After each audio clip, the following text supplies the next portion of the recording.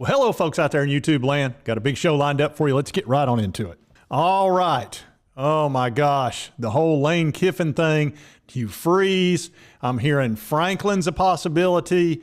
Of course, we know about Dabo's sticking his toe in the water for Auburn. There is so much going on. It's crazy right now.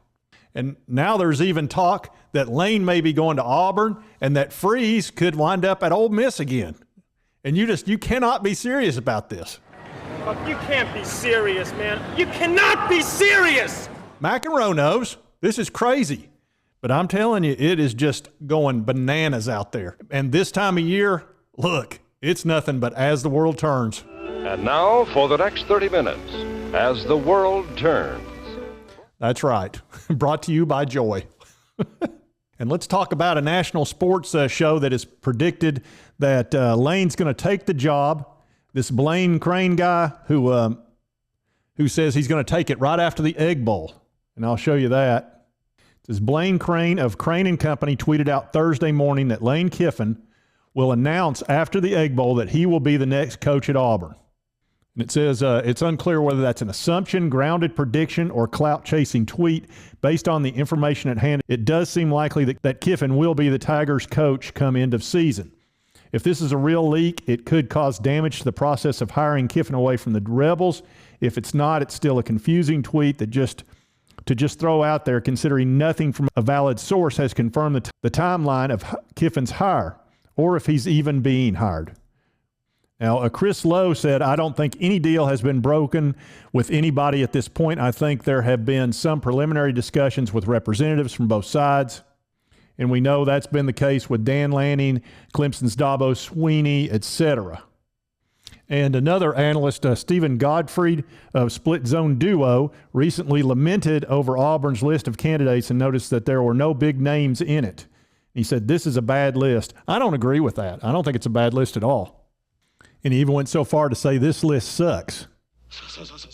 That's right, it sucks. And he says, where the blank is Luke Fickell, James Franklin, and Dabo Sweeney. Well, we happen to know that since his comments, Franklin and Sweeney, it's been leaked that Franklin has now emerged as a candidate for the opening. Both of their representatives have been in contact with Auburn. In fact, Sweeney's camp was having discussions with the Tigers last week. Said Cohen, who is the athletic director at Auburn, is pursuing Lane Kiffin first. If he does not get him, the order of line behind him is not particularly clear. And we know Lane's number one, Hugh Freeze number two.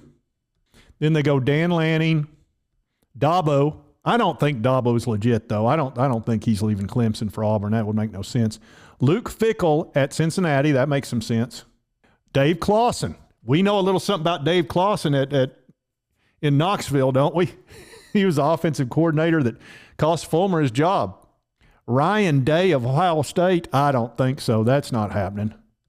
That's silly. James Franklin, I could see that happening. He may have started to kind of wear out his welcome there at Penn State. You know, he's never won the big title. He struggles beating the big teams, and I don't know. He'd probably be a pretty good hire for Auburn, so I could see him being a guy they might go to if they don't hire the first two on the list.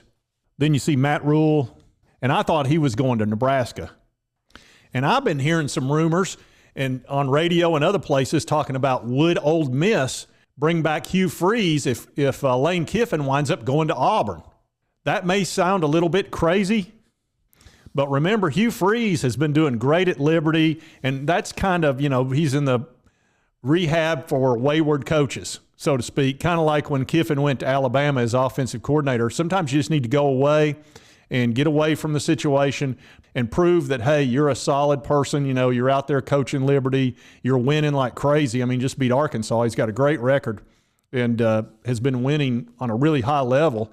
And you sit here and go, well, Ole Miss is familiar with him. It's good and bad. He had a lot of success there, but then he had the whole thing blow up in his face by doing some stupid crap. So the reality is, if Lane Kiffin goes, Ole Miss is going to be hurting. They got to find somebody, and Hugh Freeze would not be the worst hire.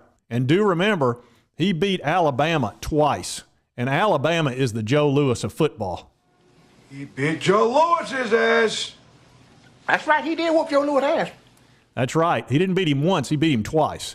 So they do know the guy knows how to win, and he had Ole Miss kind of where Lane has him right now, and you don't have to worry about money anymore to players or anything like that because you got the NIL money. And I don't see him going down a bad path again. Well, who knows? I don't know the guy. We'll see. Now, we've heard rumors that Lane Kiffin has been offered as much as a 10-year deal, $120 million. I've also heard that he's been offered 8-year, $56 million, which is pretty much what he makes now. It's just 8 years instead of 4, and he'd have the NIL money. I don't think there's any way Lane Kiffin takes 8 years, $56 million. Ew, get off of me. Ugh, as if. Exactly, as if. That's not going to happen. You're going to have to pay him about $9 or $10 million a year to get him. He's making basically 8 with incentives right now. It's like 7.3 plus bowl games and all that type of incentive. So he's close to $8 million at Ole Miss. And I was looking up this Crane guy of Crane and Company. He's a sports podcast hosted by brothers Jack Crane and Blaine Crane. Blaine is the one that put that on Twitter. And David Cohn, a former quarterback for the University of Michigan in 2006 through 2009. The podcast is owned by the Daily Wire, and that's a national news service. So interesting. He's not nobody. So we will see very soon, because understand we've only got a couple of weeks. We've got less than 2 weeks. Tomorrow's the next to last game, and then the Egg Bowl's the next week. So we're going to know in 8 days. And a deal's going to get cut one way or the other. Either they're going to get Lane, and then Ole Miss is going to be just frantically trying to find a coach. And boy, wouldn't that be something if Lane goes to Auburn and Hugh Freeze goes back to Ole Miss. That would be, man, you're talking about blowing my mind. And it's not impossible. It's really not. If you really think it through, it's not impossible. Because Hugh Freeze, I think, would take the job. The question is, would Ole Miss offer it to him? Auburn's obviously interested in Hugh Freeze. I mean, they've got him number 2 on the list, so it's going to be very interesting. And understand, Auburn hired Bruce Pearl, who had all kinds of NCAA problems. So in no way do I think that Hugh Freeze is out of the running for Auburn. They hired Bruce Pearl, and look, that's worked out great for him. Bruce Pearl's been super successful at Auburn, and nobody can say he hadn't been. And for those of you that think this argument is shallow and pedantic, I agree as well. Shallow and pedantic. It's not. It's a little crazy, but it's not shallow and pedantic. That's 2 things I can never be. And I'm not sure what the second one is anyway. All right, folks, we're going to find out in less than 8 days, and I'm sure there's going to be a lot more stuff coming out over the next few, because these reps love to leak stuff. It helps them get the contract extensions and big raises for all their coaches, and it's fun. People enjoy it. Some don't. I understand that, but I do, because we've got our coach, Josh Heupel, and he better not go anywhere. Made that real clear. 10 years. I want a 10-year deal with him at UT, and that ought to work out fine. I would be happy with that. 10 years.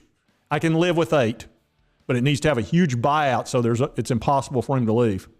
Anyway, if you like this content, be sure to hit that like button. Lets me know to continue to cover the Vols, of course, and also SEC goings-ons. Goings-on or goings-ons? I think it's goings-on. Anyway, I hope you did like the content, and we'll see you next time on Sports Talk Jay.